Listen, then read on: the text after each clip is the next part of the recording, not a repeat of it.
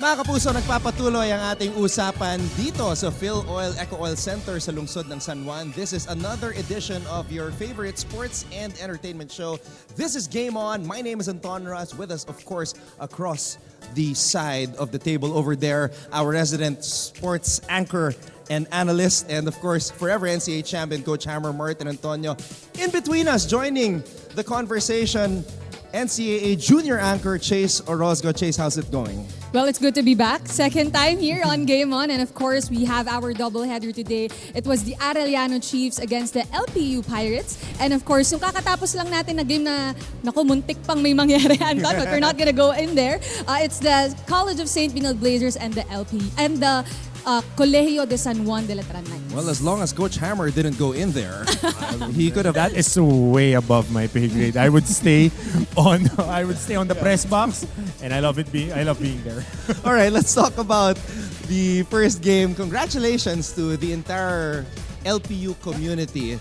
Historic day for them because they booked a twice-to-beat advantage in the Final Four. Ang tanong na lang whether they're gonna finish as the number 1 or number 2 seed because both Mapua and LPU still have games remaining. Ito, tinambakan nila yung Arellano 98-86. LPU, one of the deepest teams in the NCAA and a team that is hoping to win its first ever NCAA men's basketball championship ngayong taon.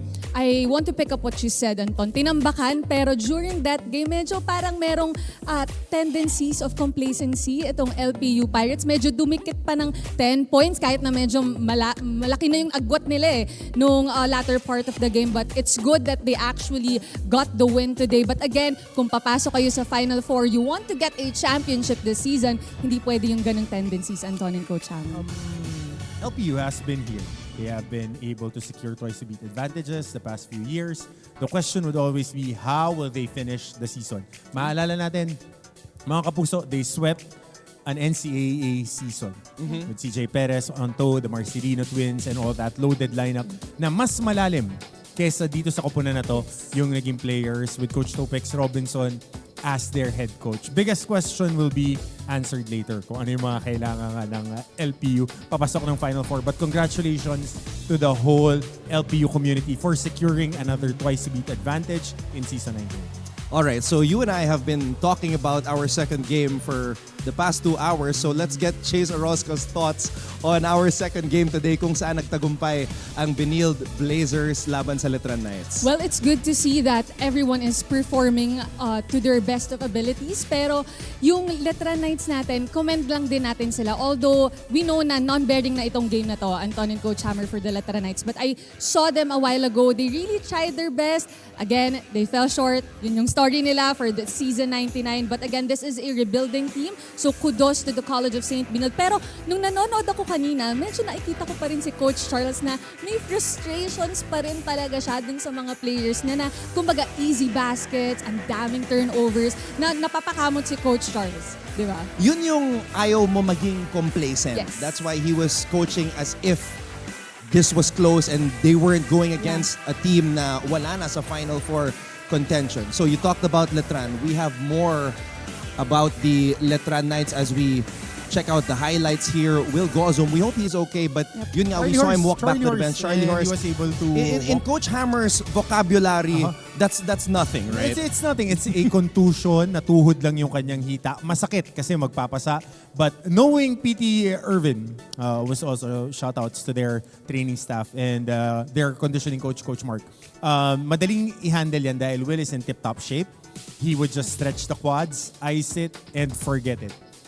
They're on the winning track to get to the Final Four. They want to take care of business. Ito yung tama, oh. Kasi solid yan eh. Yung tuhod ni Ira Batilier tumama dun sa hita ni Will Gozum. So nakita natin nakalakad pa siya pero masakit talaga yan. Sinabi ko nga sa'yo, Anton, tinamaan ako niyan. Mas malaking tuhod kay Brian Faundo. Para kang may mapa na pasa dyan sa hita. Napakasakit yan. Pero babanatin mo lang yan. You'll just stretch it, ice it, forget it. Will Gozum will be good as you hopefully in less than a week. Remember during the late 90s and the early 2000s, teams would put sayings at the back of their practice jerseys. I remember one of the sayings, it was, pain is temporary, pride is forever. So yun, that's gotta be the mindset for Will Gozum. Dapat. Dahil stretch run for the championship and Will came back for this stretch run. He could have went to any international league. He could have gone pro. But he went back to CSB to deliver on a promise in winning a championship in season 19. All right, we've been talking about the Letran Knights for the past 2 hours. Now, we will get to a much lighter segment. It's Bolahan with the Letran Knights featuring, of course, Benji and Andre Paras. Kasama natin ang defending champion. Sila ang Letran Knights.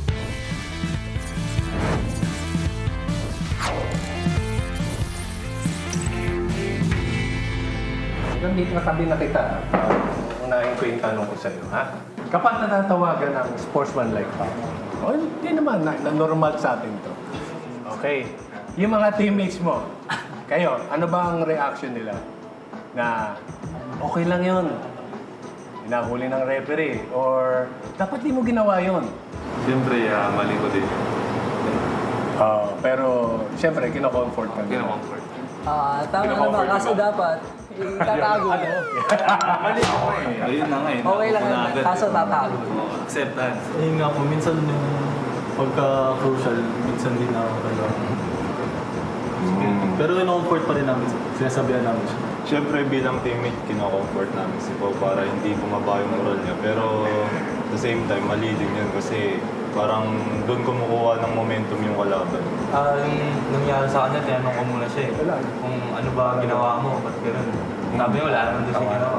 So, Okay. ibig sabihin, lahat nag-agree na Nag-agree.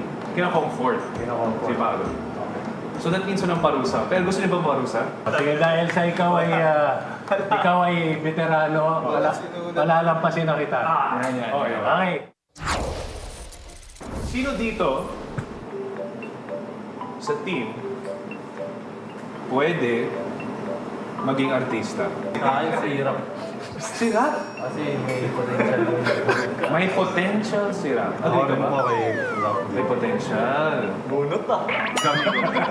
Sobra. So talagang lahat. All in po yan. All in. All in. Oh, Raph. Agree sila. Pero unfair kasi I'm sure gusto natin makita yung mga acting skills mo eh. So imbis na bubunot ka, Acting ka na lang.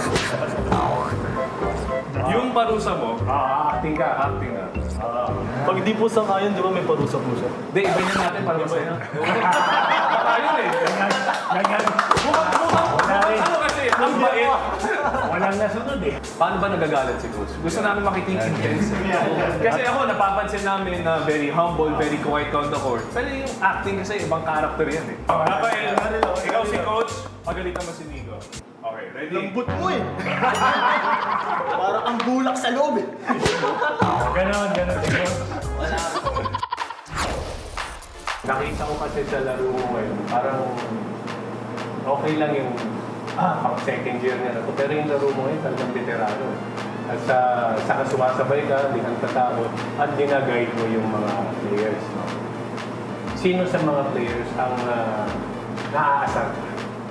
Na parang ano ba to? Ay, sumunod, sinabihan ko na eh. Sa loob po ng court. Sa loob, kahit sa practice. Siguro po yung mga guardia. Mga guardia. Pero kailangan ba specific? Kung okay lang ah. At isa lang, si Nico. Kasi siya nandito eh. Siya nandito eh. Yung bang, hindi ka ba nakikiyan? Parang gano'n. Parang ganun po. Kasi Paulit-ulit. Opo po. Minsan po paulit-ulit na pong sinasabihan. Ganun pa rin po yung nagkagawa. So since ikaw ay laging pinapagalitan, ikaw yung Kunabo muna. Ay, para fair ah. Sige. Ayun, Ay bakit? Nabasa. Parang... Ikaw na Marami po followers sa TikTok yan eh. Sikat po sa TikTok. Sikat sa Oh! TikTok. Pero bakit siya? Maraming followers. Magaling sumayaw eh. Sumayaw? Grabe sumayaw. So yun talaga yung pinopost niya. Minsan pinapasayaw nga ng coach namin niya kasi Magaling sumayaw. Napasayaw. Let's go. parang mawala yung pressure ko. Tingnan mo ako, may short time ko siya 10 seconds. 10 seconds lang, Papa Bear. Hey!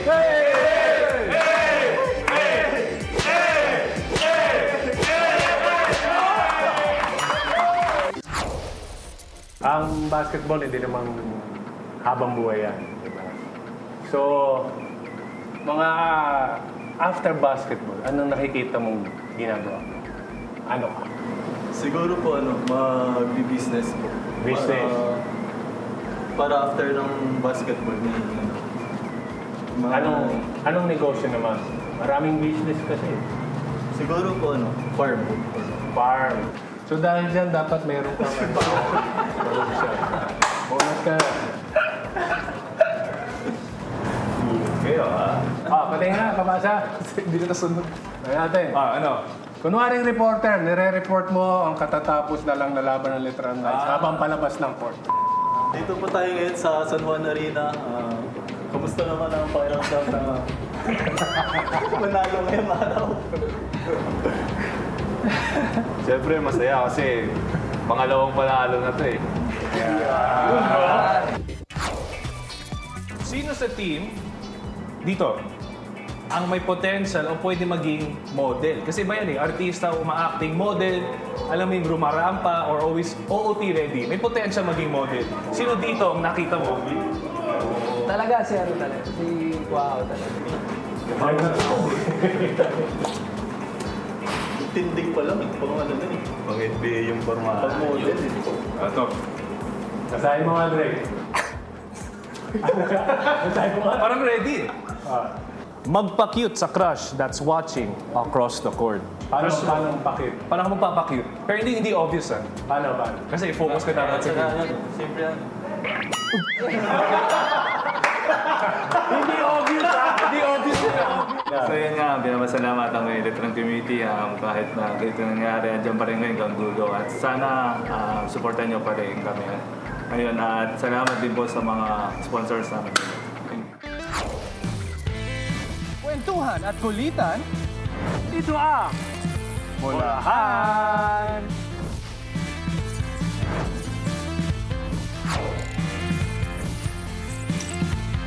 And that was another fun edition of Bolahan with Benji and Andre Paras. But Coach Hammer Martin Antonio is not impressed by the Deo Quahao flex. Flex naman siya.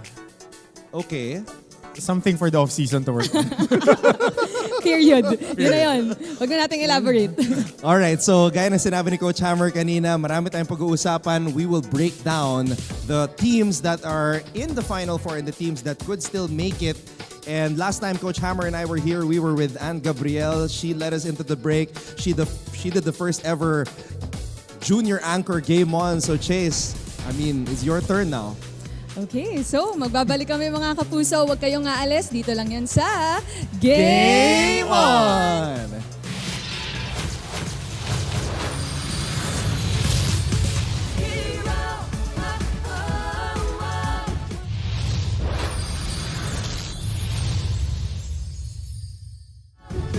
Unpredictable na mga laban.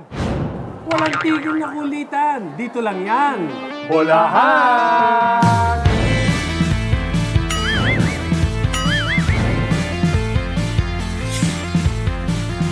Unang tanong, LPU, Rumatsyada, walang talo. Kayong unang nakatalo. Ano ba to? Nagkataon o pinaghandaan nyo dahil wala pang talo? Talagang pinaghandaan namin, no? Kasi LPU talagang contender sa Final Four and then pwedeng lumaban ng championship. So talagang mindset namin, kami yung unang bibiktima. EAC General, ibig sabihin leader yan Nakikita ko naman, every game, yung leadership mo. Ngayon sa school ba, ganun ka rin. Na pag sinabi nung ikaw yung namumuno na, "Uy, dito tayo kakain Uy, dito tayo." Mga kapuso, nagbabalik po tayo sa ating post-game coverage dito sa Game On. At gaya ng sinabi ko kanina, we have our NCAA Early Final Four breakdown dahil nasa huling linggo na po tayo ng elimination round.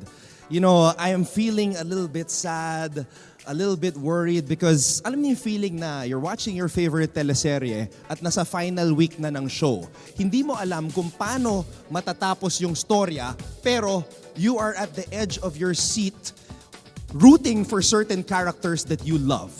That's what you gotta love about sports, Anton. Like, you never know how this is going to end, but rest assured na yung quality ng games natin ngayong Final Four or papunta na tayo sa Final Four, yung mga kapuso natin, they are in for a treat. Si Coach Hammer ata gusto yung mga kontrabida yung nananalo sa dulo eh.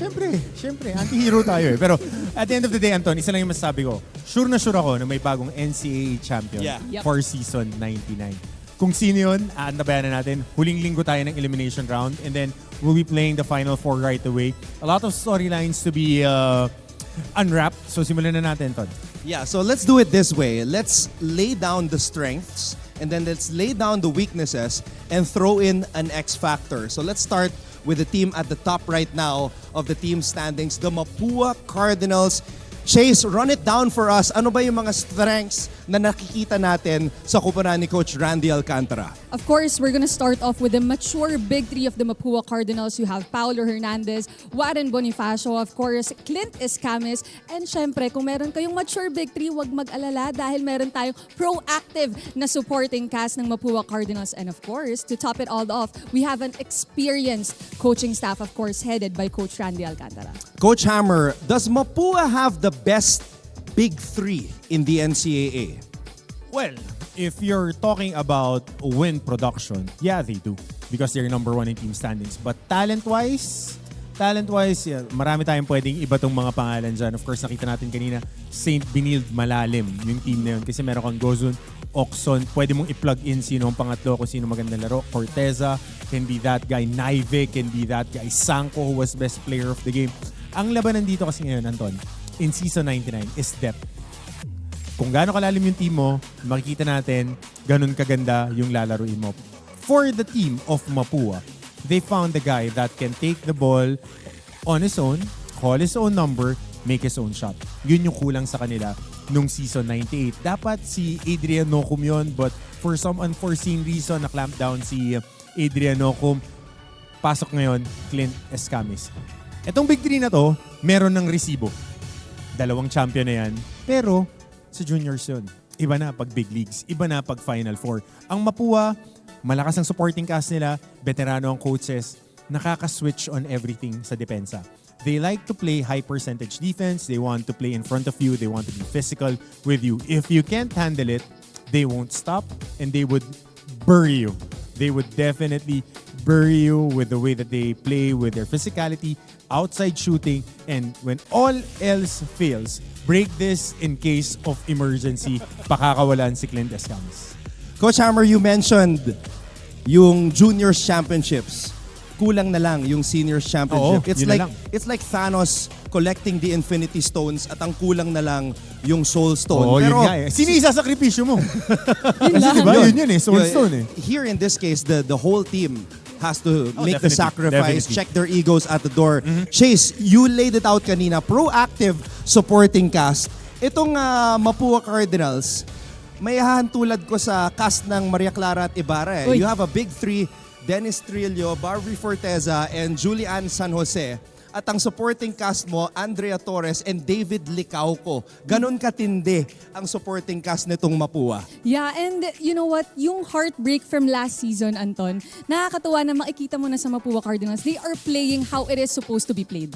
Kasi last season, again, they failed to make it to the Final Four. They were ranked at 7. So ngayon, nagbubunga yung efforts nila. Kaya dapat hindi nila pakawalan yung pinapakita nila ngayon sa season 99. Let's go to the weaknesses. Chase, run it down for us. Well, the weaknesses of the Mapua Cardinals, they lack the size inside the court. They have no rim protector. And of course, yung inconsistency, may mga off nights. Itong si Paulo Hernandez at si Warren Bonifacio. This is what I'm most worried about. And I have some numbers for you guys with regards to this off night ni Paulo Hernandez and Warren Bonifacio. 3 beses natalo ang Mapua in the elimination round against JRU in the first round, against Benilde and LPU in the second round. In those losses, Clint Escamis is averaging 21 points per game. Talo yun pero 21 points. This is what worries me. Hernandez only averaging 6.3. He had 1 game against LPU, 0 points. And Bonifacio, just 5.7 points per game in those 3 losses. Hindi pwede mangyari yon sa Final Four at sa Finals kung sakaling aabot sila doon. Yep. And you know what, di ba si Clint, galing din siya ng Mapua Juniors natin. Same goes with Warren Bonifacio and Paulo Hernandez. Ang case lang dito, Anton, is sana hindi maging ganun yung performance din ni Clint na may off night siya or meron siyang inconsistency. Yun yung nakakatakot. Diba? Yup. Kung biglang si Clint yung nagka-off night. Yeah, kasi malaki yung pag-glue or pag-gel ni Clint ngayong season na to sa Mapua Cardinals, Coach Hammer and Anton. Well, from the coach's perspective, it's simple. Okay? Paulo Hernandez has been a marked man. Hindi na ganun kataas yung usage rate. When you say usage rate, hawak-hawak niya yung bola, siya yung primary creator para sa kanilang kupunan. Warren Bonifacio has been the fulcrum of their offense in season 98. Marami silang pinch post na tinatakbo. Marami silang actions na ginagawa on that. Now, they run it per person. Okay? They let Warren Bonifacio cook on the post. They let Jopet Soriano, one of their guys that really improved, the league leader in field goal percentage, move around the shaded area. Paulo Hernandez now, kahit nakikita natin, kahit sa mga panalo nila, nagpa-fluctuate yung kanyang mga puntos. Kahit sa San Beda, masama yung kanyang nilaro. But when it counts the most, I do not want Paulo Hernandez to handle the ball if I am on the opposing team because he is their ultimate closer. Maybe we can add that, Coach Hammer, sa strengths natin. It's definitely that. Pero yung lack of size, Mapua is the number 10 team when it comes to rebounding. Do you know why? Simple. They play the passing lanes. They have Cuenco, Recto, and Escamis functioning as a pressure cooker pagdating sa mga ball handlers. Hindi na nakakatira yung mga kalaban. Mababang possessions. Yan ang importante for Mapua for them to win a championship. They need to limit the pace. They need to play within their system. And the guys should be able to defend. Dahil depensa ang puhunan ng kupunan na to. Pag ikaw tumiklop ka sa depensa ng Mapua, yari ka. Alright, very quickly before we move on to the next team, X Factor. Rosillo. Peter Rosillo okay. gave the look that Coach Randy wants for the squad. Very good ball player when it comes to putting the pressure on the point of attack on all the guys. Dahil sinabi ko nga sa ito, Anton, throughout the season, pati kay Martin and all of the guys that were teammates with dito sa coverage, this is the year of the guard. And if you have a guy that can pick on those guys defensively, malaking bagay na yun. And it frees up Clint Escamis to play the passing lanes. And si Cuenco and Recto, again, malaking bagay yung dalawang yun eh. As role players, they give you a different look for Mapua. Alright, interesting. He chose a rookie as an X Factor. Chase, run it down. The next team, what are the strengths of the LPU Pirates? Of course, the LPU Pirates, nakita natin sila ngayong araw. Their strengths, high-octane na offense. We're talking about their quick, aggressive plays and their fast transition between offense and defense. You have their deep lineup. Kahit na sinong bunutin ni Coach Gilbert Malabanan, kayang lumaban sa loob ng court. And of course, when you talk about LPU, you're talking about selflessness. Walang ego itong mga players ni Coach Gilbert. Number 1 in scoring, number 1 in fast break points, number 1 in assists, and number 1 in points in the paint. This is the best offensive team in the NCAA. And what makes this so interesting is that they don't have that clear-cut score. There is no player that you can label as professional scorer / bucket getter / give him the ball in the end and he will deliver. Walang player na ganon yung LPU. And guess what? That's what Coach Gilbert Malabanan loves about it. On any given day, you don't know who's gonna show up and be the star in his own movie. So, I would just retract. They're the best offense. Okay, tayo nakikita natin yung mga shoot. Pag tinignan natin ang stats, they are the number 1 team when it comes to scoring. 82.13 points a game. Kanina, they scored 98 points in regulation. Napakalaki niyan. But, if you look at it, the way that Coach Gilbert looks at it, they are the best defensive team that we have. They generate points off turnovers. Pag nagtapon ka ng bola sa LPU, tumatakbo na sila sa kabilang court.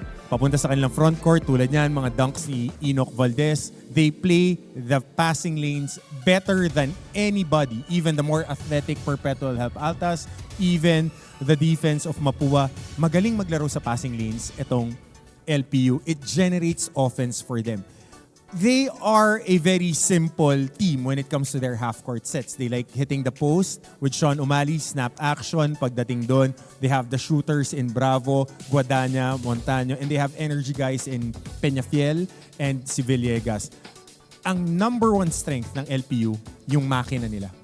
Their engine is non-stop.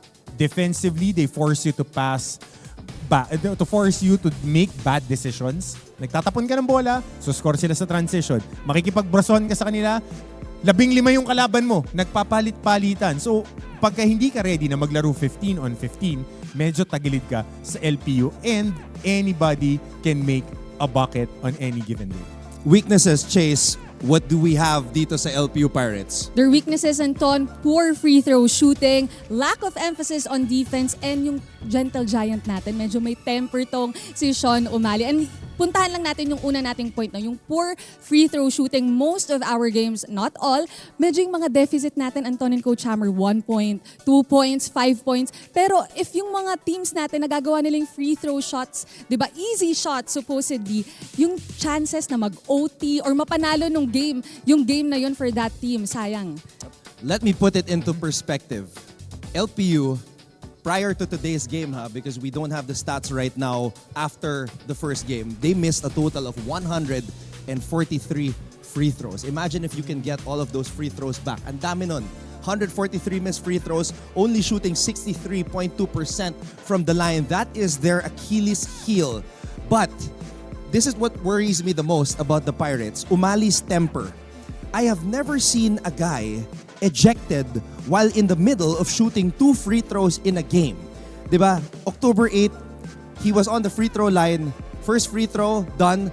Talking with Dami Contapay, technical foul, pinalabas siya ng game, ejected because he committed an unsportsmanlike foul prior to that happening.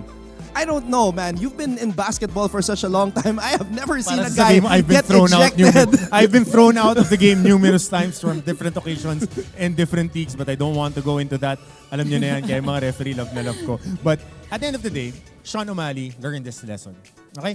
He is a guy that is the anchor of this LPU defense. Kaya nakakalaro ng paano ko ba ito sasabihin in terms na maganda pakinggan? Nakakagambol sa depensa ang LPU dahil maganda yung backline nila. Kaya mag-wall up ni Sean O'Malley sa mga guards pagka nagkakaroon ng pick and roll switches. Kayang dumepensa ng rim ni Sean O'Malley and he's one of the better shot blockers natin in the NCAA. His temper will be on check dahil ito na ang pagkakataon ng LPU to secure the championship and Sean O'Malley has a big responsibility not only to the LPU community, but more importantly, to his teammates and to their dad, Coach Gilbert Malaban. Chase, I'll give you the floor for the X Factor before we move on to the next team. Who do you think is going to be the X Factor for the LPU Pirates in the Final Four? For me, it's going to be Maclod Godania. Matapang tong mag-shoot. Laging may go signal from Coach Gilbert Malabanan. And when you need him the most, magpe-perform siya, Anton. So I hope that Maclod, he stays consistent because I know that medyo may mga off games din siya. But he is going to be one of the core players of the LPU Pirates kung papasok sila ng Final Four. Ako, JM Bravo. I'm a believer. I knew you were going to slide that in. JM Bravo. That guy, shot maker. Yeah. I kid you not. All right, let's go to Benilde. Chase, run it down for us. The Ano ba ang strengths. Yes, the strengths of the College of St. Benilde Blazers. They have the experienced veterans. Of course, we're talking about Miggy Corteza, Prince Carlos, Will Gozum, Robbie Naive, Migs Oxon. Versatility, yung mga players nila. And of course, our reigning season MVP from last season, Will Gozum. Will Gozum. That name right there. In the first 11 games of Benilde, Will Gozum never ended up as the leading scorer for the Blazers. But in the last 6 games, in 4 out of those 6 games, number 1 scorer na si Will Gozum. This guy has only tallied 4 double-doubles for the entire season when he should be tallying a double-double in every game. Obviously, I hold him to the highest of the high when it comes to standards. And I will echo what Coach Charles Pugh said. The Benilde Blazers will go as far as Will Gozum will take them. Ang tanong na lang, which version of Will Gozum will show up? Because if it's the first round version of Will Gozum, I hate to say it, but I don't think the Benilde Blazers will win a championship in season 99. Yeah, kasi Anton and Coach Hammer, si Will Gozum, siya din yung kumbaga nagiging, doon umiikot yung laro ng College of St. Benilde Blazers. So, kung paano siya magpe-perform sa season na to or sa padating na Final Four games natin, doon natin makikita nagre-reflect yung performance ni Will sa magiging performance din noong buong team nila. Ako, Anton, babalikan ko yung sinabi ko before the season started. During the media con, I picked St. Benilde because they can win big, they can win tight ball games, they can win ugly, they can win pretty, they can play big basketball, they can play small ball. Pinakawalan na yung lineup na hindi lang gaano ginagamit ni Coach Charles. I'm a believer of this. Yung point mo na versatility, especially with the way basketball is being played, you need very good decision makers, especially during winning time. This is winning time. Miggy Corteza, Will Gozun, and etong si Mark Sanko should be playing more minutes together. Silang tatlo. With the backcourt of Robbie Naive, Migs Oxon, Prince Carlos, and etong si Felipe Marasiga na absent throughout the season who really played really well nung pre-season. So very important na yung versatility na yan ang maging bank on nila. And of course, sinabi ko na to kanina on our coverage, the main guy that would prove this death lineup to be very, very proficient would be Makoy Marcos, who can play big, who can play small, can handle the rock, can make shots, and can crash offensive rebounds. So let's list McCoy Marcos as the X factor for the Benilde Blazers. Definitely. Let's jump over the weaknesses, but Chase kindly list down the weaknesses of the Benilde Blazers. Remember the third portion of our strengths. Yep. And speaking of weaknesses, Anton, of course, yung Benilde Blazers, we are talking about their selfish tendencies when it comes to playing basketball. Allergic to pressure itong team na to. And again, our strength a while ago, Will Gozum, well, unfortunately, he is also part of our weaknesses. Let's start with the selfish tendencies. I asked Coach Charles in the first round, Coach, what's wrong with the team? He says he feels sometimes they are selfish. And sometimes I feel like they are a couple who are in college and they are past the honeymoon stage and they are having LQ 3 times a week. So I feel like that's what's happening to the Benilde Blazers sometimes when, say for example, Robbie Naive doesn't pass the ball to Will Gozum and Will Gozum wants the ball. You see them bickering a little bit. Earlier, I saw Miguel Oxon throw a wild pass and it was over the head of Prince Carlos and they didn't talk after that.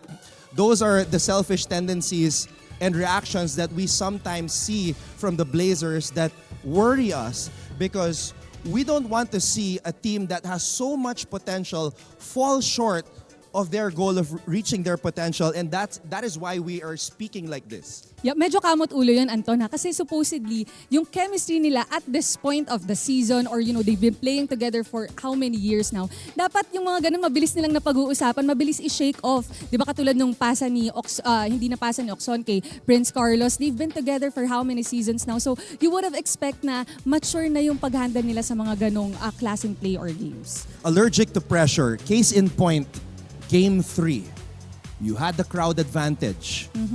You had a team without their captain, no Fran Yu. You had momentum because you won Game 2. The championship was right there for the taking and they got blown out in the third game. Letran wanted it more. Revisionist history, Letran wanted it more. At the end of the day, new season, new chapter. Allergic to pressure, yeah, you could say pressure of the crowd, pressure of the moment. But again, I want to remind everyone, mga kapuso, ibang laro sa NCAA. The physicality of this game, it's not a contact sport. It's a collision sport. Ang nilalaro ng St. Benilde, they play a pretty brand of basketball. They like to run patterns, they like to run reads, they short roll, they read where the help is coming, and that's when they react. Pag nagiging physical, yun laro. And it also goes with San Beda and JRU na pag-uusapan natin mamaya. Pag nagiging physical yung laro, dun nagbabago yung tema. Kasi yung top 2 teams natin, Mapua is very, very physical. LPU, you can't call them dirty because they just play a physical brand of basketball that is in your face. So yan yung question. Kaya nyo ba yung physicality ng Final Four? All right, so I was here with Chase the last time and we were talking about Benilde. I asked you, Chase, is it championship or bust in your mind? You said yes. I also believe so. Now I will throw the question to you. Championship or bust for the Benilde Blazers? Every year is a championship or bust year. Especially the standards. No, yeah. Anton, I played for a championship winning team. So that's the standard. Kaya nakikita nyo yung mga alumni ng Letran, alumni ng San Beda, they are always holding their teams accountable to that standard. You want to contend every year, you want to win a championship. So for Benilde now, their preseason number 1, it's championship or bust. Yeah, speaking of high standards, I hold Benilde to a high standard, the same standards that I have for my women of choice. So, but that's besides the point. So let's move on to the next Yes, team. Anton. San Beda University. Chase, what are our strengths? Yup, for San Beda University, we have the superb shooting, yung size ng mga players sa loob ng court, and their discipline on defense, which prevents, of course, the opponents from scoring sa ating laro. Superb shooting. Grabe yung pinapakita ng San Beda. 30% from beyond the arc. That's just insane. Number 1 team when it comes to perimeter points. And I think that they have, when it comes to the highlights, the most highlights of degree of difficulty through the roof shots. And you're seeing it here from the King Lion, Jacob Cortez. I just love it when I see him hit those shots. Hindi nakaayos yung kanyang mga paa, falling down and making his dad, who rarely smiles, smile like he's about to open 6 presents from his favorite family members on Christmas Day, Mike Cortez. My goodness. San Beda, they can shoot their way to the finals if they somehow break into the Final Four. Of course, they have to win the remaining 2 games. Yep, and speaking of the smiling dad of Jacob Cortez, nung natalo sila nung previous game nila, makikita mo din medyo teary-eyed yung dad niya. Yeah. Kaya madadala ka din, Anton, Coach Hammer eh. Well, knowing Kuya Mike that this off-season, I was able to break bread with him, spend some time with him, na iba kasi pagka ikaw na yung tatay. We know him as Cool Cat, cool, calm, and collected. Kaya nga siya tinawag na Cool Cat. But now, the Cub is na King Lion. Nasabi mo, Anton, degree of difficulty of those shots. But they only make 30% of those. What happens to the 70%? That's the question. And San Beda is banking on their defense. The past 2 wins against contending teams, JRU and St. Benilde, they were able to hold those teams to under 70 points. That's the key stat right there. Defense, offense will win you games. Defense, it wins you championships. And remember, it has an S, championships. And they are number 1 in points allowed. Only, you said 70? They only allow 67.5 Yep, points number 1 per game. defensive team, but I think it's LPU, the number 1 defensive team. And I think this stat right here is overlooked, ha?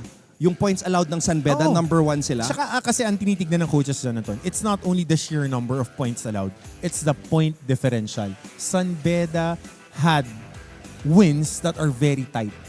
Kahit dito sa buong season natin hindi naman uso ang tambakan in season 99. Dikit na dikit yung mga laban natin. So, San Beda has been tested a lot of times dun sa mga endgame na yun din yung nangyayari. They were one stop away from getting that win against Arellano. They were 1 rebound away from getting that win against Mapua. They were 1 box out away from getting the win against Perpetual.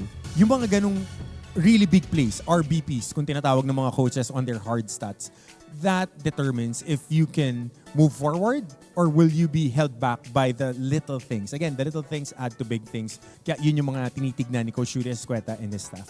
When San Beda was winning all of those championships, as Coach Hammer has stressed, they were a very different team from the team that they are today. Yeah. Some of their weaknesses, we brushed on this sa ating mga previous Game On episodes. They're young. Jacob Cortez is young. James Payosing is a sophomore. Jomel Puno is a rookie. They've got no post threat. And during the Frankie Lim years, they were the top team in transition.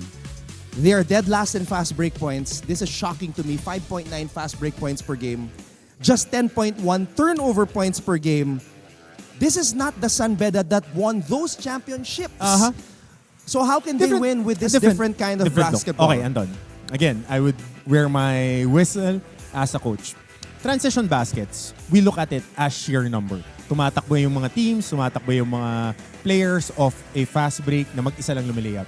Okay, there is such a thing as a secondary break na bumababa yung mga players, nakaset na yung depensa, and then the flow of the offense goes through after the initial attack. That's the secondary break. Kadalasan, dahil ang opensa na tinatakbo ng St. Benilde, ng JRU, at ng San Beda will want to open up actions coming from the flow east to west. Para sa mga kapuso natin, mula sa kanan papunta sa kaliwa. Okay? Gusto nila na ma-caught off guard ang mga depensa. So, dun nang gagaling. It's not like you want to run, ratratan. You don't have Rom De La Rosa right there finishing. You don't have Garbo Lanete coming off the bench for you. You don't have Ola Adiogun, Sudan Daniel, God rest his soul. That would control the boards. This is a different type of basketball we're watching. If you guys were watching the World Basketball Championships, the team that won the championship was not a fast-breaking team. They were capitalizing on secondary breaks and execution. Yung dalawang team na pumasok ng finals, it's all about the screen game, it's all about the two-man game and how you read as a roller. You said the World Basketball Championships. I was there with Andre Felix eating some steak and ice cream. So shout out to Andre Felix. Thank you very much, my friend. Okay, X Factor, I'll throw it in. Jomel Puno. Okay, I'll give the X Factor here. I think he's the only player in the NCAA who's 6'6", able to do what he does. And I'm a little bit biased He's because not 6'6". He's 6'7". He's what? He's 6'7". He's not 6'6". Okay. Alam ni Coach Hammer. And hopefully he'll Siyempre. even grow to 6'8". I'm listed 6'5". Ganito kalaki si Jomel eh. And LaMelo Ball daw, favorite player niya. He's my favorite player as well. So hopefully Can I he can throw play my a little X-Factor bit then? of point guard in the future. Okay, really quick because we have to go to the next Peter team. Alfaro. Peter Alfaro. Their team captain. JRU, Chase, ano ba ang strengths nita? JRU strengths, alam na alam natin to. Physicality, napaka-physical maglaro nitong JRU Heavy Bombers. Their play-making decisions and of course, their points in the paint. Third in the league when it comes to points in the paint, 36.1. But man, when it's good for JRU, it's really good. But when it's bad, it's really bad. And that was what happened in that crucial game yesterday morning against San Beda. Well, I watched the game. I watched the game yesterday. I was here. The important thing about that game was they didn't impose their physicality. We know JRU as a physical basketball team. We know them to take away your focus dahil iniisip mo yung tatanggapin mo ng bangga. They're playing physical but not outside the rules. Simple as that. Basketball is a very physical collision sport. So dapat ready ka. Yesterday, nag-basketball sila. Sinabayan nila ng execution yung San Beda and si Ray De La Rosa lang talaga yung nag-impose ng physicality niya with the guards of San Beda. So yun yung tinitignan natin. Especially, they would be playing for their lives back against the walls.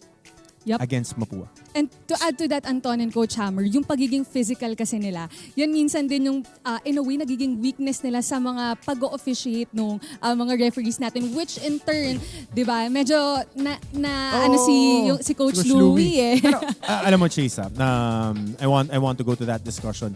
At the end of the day, I would quote one of the best coaches that I know, Coach Louie Alas. Tinanong ko sa kanya, Coach, paano gumagana yung pressure? Umarmbar ka, bumangga ka kung kailangan gawin mo lahat ng kailangan mong gawin to prevent the guy to create shots. Pag tumawag ng foul ang referee, adjust. Pag walang tawag, ibig sabihin legal, good. Bumangga ka ng bumangga hanggang magsawa ka.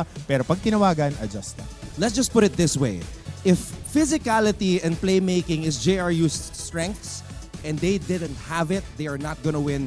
And that is why they lost against San Beda yesterday morning. But they're not out yet in the Final Four race. Chase, ano ba ang mga weaknesses ng kupunan ni Coach Louie? Well, they are very prone to turnovers, Anton and Coach Hammer. They are also prone to making fouls. At of course, wala silang no true center itong JRU Heavy Bombers natin. Gone are the days where they had James Sena, no more Abdel Patucci, no more Abdul Razak, Abdul Wahab. So this is a small JRU team that has no true center, no rim protector. Will that be enough that they have talented guards and bombs away shooters to make it far into this season? Alam mo, Anton, yung rim protector overrated na term. I mean, this is for me. I played power forward when I was in college. It's overrated. Says the guy who played with Sam Ekwe, though. No. Kasi, alam mo, that's one thing. You have a rim protector, but the floor defense dictates it. Napanood natin ang JRU playing on-ball defense, playing tendencies of the guys that they're playing against. They took away strengths of their opponents. They were one of the teams that really packed the paint. Ayaw nilang paatakihin yung mga kalaban nila, binablokan nila yung mga dadaanan, and on-the-screen action, PNRs. Dahil uso yan. Lahat ng mga coaches magtatakbo ng kung ano-anong plays, babagsak yan sa isolation or sa pick and roll. JRU was one of the teams to start the season to be very efficient when they're playing that pick and roll. Yan ang trademark ni Coach Luis Gonzalez. He knows how to play defense. Ang nangyayari lang ngayon is their on-ball defense is in trouble. Dahil naaatakihan sila. We saw it yesterday with Jomel Puno, James Payusing really putting the pressure on the defense ng JRU. Chase, we'll give you the last one before we talk really quickly about Perpetual because although they're still in the running, it's going to be very hard for them to make it to the Final Four. Sino ang nakikita mong X-factor dito sa JRU? Well, Anton, I like players na tahimik lang pero napapakita sa laro o sa aksyon nila yung totoong basketball. And I'm talking about AJ Miranda. Hindi ko siya nakikitang nag-flex or whatever, nagpo-posing or something nako. parang may nagtinginan kami ni Coach Hammer when we heard the word flex. Pero si Lumaki AJ, naman siya. Lumaki naman ng konti. Yeah. Lumaki naman ng konti. siguro makikita mo lang kay AJ baka yung kilay lang niya kasi very yung kilay ni AJ. Pero you see him play well this season and yeah, I think he's going to be the X factor for the JRU Heavy Bombers. How about you guys? Man, I was just so sad yesterday because AJ Miranda, he's the player who holds the record for most points scored in a single game this season, 31 points. Siya pa lang yung nakaka-30 this season. But yesterday, against San Beda, he dropped the ball. And it was just so sad for me to see one of the best players in the NCAA not perform in the most important game of the season. Again, you're the best player. James Payusing, Peter Alfaro, and Jomel Puno took turns defending AJ Miranda. We gotta give credit where credit is due. AJ was able to get into his sweet spots, kaya lang nandoon yung depensa. Ganun talaga. Best players will be defended. Next guy up. Next guys need to step up. Yan ang kailangan ng JRU to make the Final Four. And that's why coaches always say great players will find a way no matter what the defense throws at them. Very quickly, guys, Perpetual, because with all due respect, although it's not in their hands anymore. Chase, what can you say about Perps' chances to make it to the Final Four? Sneak in, make the greatest comeback ever. This is Rocky Balboa against Clubber Lang in Rocky 3. Okay. Well, Perpetual, they are a sight to see. Lalo na ngayong round 2, nakita natin, merong help ni Scotty Thompson sa Perpetual ngayon. And I think what they need to do is to just really stick to what the coaches say.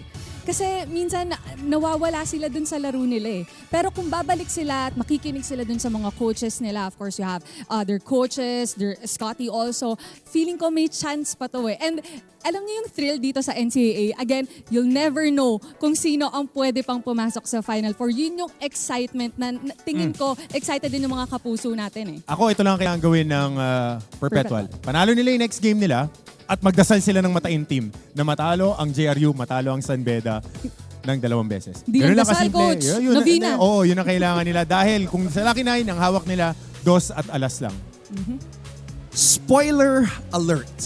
So when we started this discussion, I said dahil palapit na nga tayo sa dulo ng elimination round, it's like the final week of your favorite teleserye.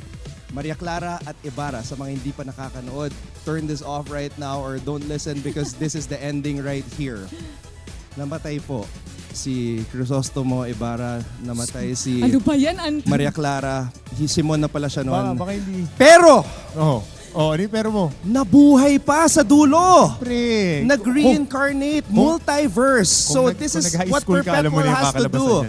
Perpetual has to somehow, get revived and come back and return to this Final Four picture.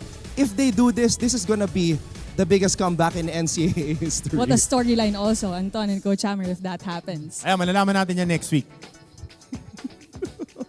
Yun na lang ang sasabihin ko dahil players need to make plays and they need to take care of business and win against their opponent, San Sebastian, on Tuesday. Guys, we still have a little bit of time. Chase, again, Congratulations and great job. First year as a NCAA junior anchor. I was with Chantal Laude the other day. We were covering NCAA Taekwondo. Congratulations, by the way, to the San Beda community for everything. They were the overall champions in NCAA Taekwondo. So that does it for us here. We'll see you all again next time. Dito sa Game On!